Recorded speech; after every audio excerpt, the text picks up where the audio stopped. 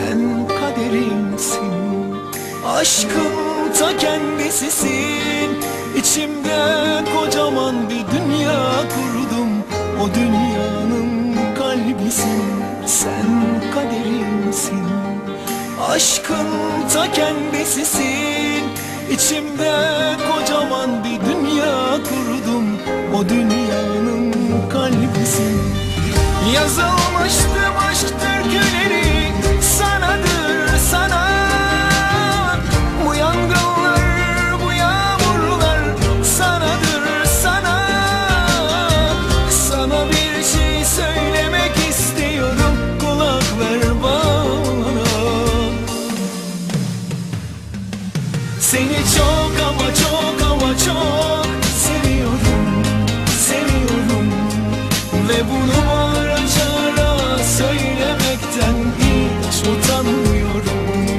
Sevdiğini söylemekten utanan insan korkan biridir. Sen benim yanımdayken hiçbir şeyden korkmuyorum.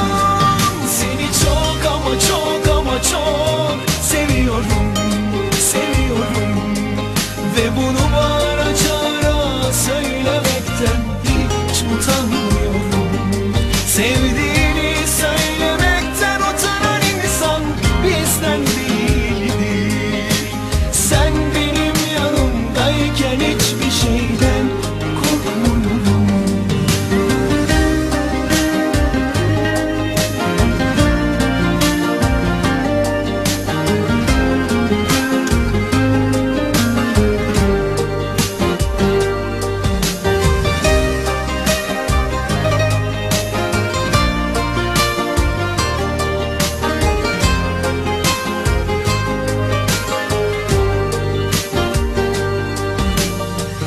Yazılmıştım aşk türküleri sanadır sana. Bu yangınlar, bu yağmurlar sanadır sana.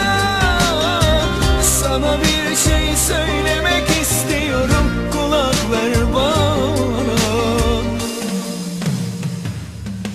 Seni çok ama çok ama çok seviyorum, seviyorum.